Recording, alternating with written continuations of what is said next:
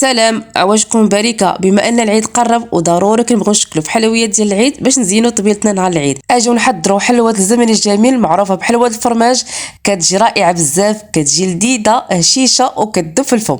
الا كنتوا اول مره كتشوفوا القناه ديالي ما تبخلوش لي التشجيعات ديالكم باللايكات ديالكم باش توصل اكبر عدد من الناس. بالنسبه للمكونات هي سهله واقتصاديه. هنايا عندي 125 غرام ديال الزبده، 3 ديال القطع ديال الجبن المثلث، تقدر ديروا حتى 4 اولا كديروا 5 ساشي ديال الفاني، كاس لاروب ديال السكر وقبيصه ديال الملحه باش نصحوا الذوق.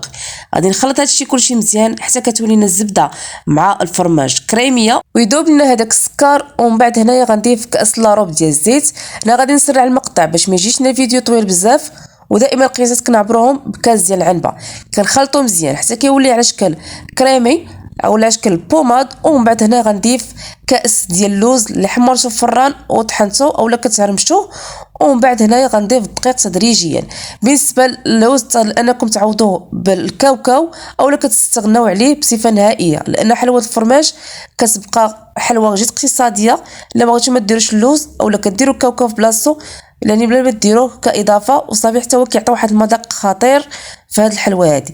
هنايا غنضيف الدقيق تدريجيا، بما انني ما غاديش ندير فيها الخميره. حاولوا انكم ما تكثروش الدقيق باش ما تجيكمش قاصحه وما تجيش كتفرتت وتضيع عليكم الحلوه. هنا كيف ما شفتوا معايا كنضيف الدقيق تدريجيا وكنحاول اني نجمع غير بالرؤوس ديال الاصابع، ما كندلكهاش لان معروفه الحلوه بصفه عامه ما كتدلكش غير كتجمع. بالنسبه للقياسات اللي خدات ليا بصفه عامه ديال الدقيق 4 ديال الكيسان، ما يعادل تقريبا 400 غرام ديال الدقيق. ودائما كنعبروهم بقياسات كاس ديال العنبه. صافي هنايا بعد ما جمعت الخليط على هذا الشكل هذا كيف ما شفتوا معايا كتجي رطبه، انا غنحطها على جنب وغادي نوجد اللاطه اللي غنخدموا بها. وبنفس الوقت كنسخن الفران على 170 درجه حتى ل 180، دائما على حسب نوعيه الفران اللي عندكم. بما ان ما فيهاش خميره ديال الحلوه كيف ما غادي تشكلوها كيف ما غادي تبقى، انا كنحاول ان ناخذ كميه وكنشكلها كصبيعات ومن بعد كنشكلها على شكل هلال. وماشي بالضروره انكم تشكلوها على شكل هلال، تقدروا انكم ديروهم على شكل حرابل يكونوا شويه رقاق ومن بعد كتقطعوهم على شكل صبيعات يكونوا متساويين، اولا كديروهم على شكل الحرابل او اللي كيكونوا شويه غلاظ وكتقطعوهم على شكل معين. صافي هنايا كندهن اللاطه اولا كديروا لها ورق ديال الطبخ. من الافضل انكم تفاداو بزاف ديال الحوايج، ديروا ورق ديال الطبخ صراحه عملي ومزيان.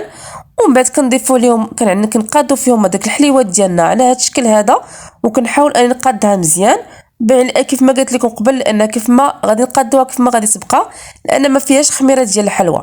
كنشكلها كامل وكنعمر لاطه ديالنا. انا عطاتني تقريبا 2 لاطات. انايا كيف ما قلت لكم سخنا الفران قبل، كنهبط الحراره حتى ل 170 180، كتذهب لنا من الفوق كتحمر ومن بعد كنشعلوا الفوق كتحمر لنا، يعني كتاخذ واحد اللوين غير ذهبي، ما تحمروهاش بزاف. صافي هنا كنخليوها حتى كتدفى وكنفندوها في السكر كلاصي سبيسيال ماشي العادي. هنايا كنت خديت واحد السكر ما صراحه الموفر كناخذو من بيم زوين بزاف. انا هذا السكر واخا ما عجبنيش مازال انا زدت فيه شويه ديال النشا. انا كنفندو في هذاك السكر سبيسيال. وكيف ما قلت لكم قبل ضروري خاص حتى الحلوه ديال الدفا عاده باش كنفندوها في سكر كلاصي ما تكونش هكا سخونه باش ما يذوبش عليه هذاك السكر. صافي كنبقى على هذا الشكل هذا حتى كنكمل الكميه اللي عندي كامله. انا هذه اللاطه الثانيه اللي خدمت بها. اللاطه الاولى فنتها كيف ما شفتوا معايا، وطبيعه الحال كتكال الدراري كيكونوا حدايا ولادي ضروري ملي كطيب كيشموا ريحه الحلوه كيقول لك ماما عطينا. وكاين الصراحه كتعجبهم هاد الحلوه بزاف وكنديرها بزاف في الايامات العاديه بلا عيد كتعجب ولادي. وصراحه اقتصاديه وما فيهاش مكونات بزاف، وحتى طريقه الطياب ديالها ولا طريقه صراحه رائعه بزاف.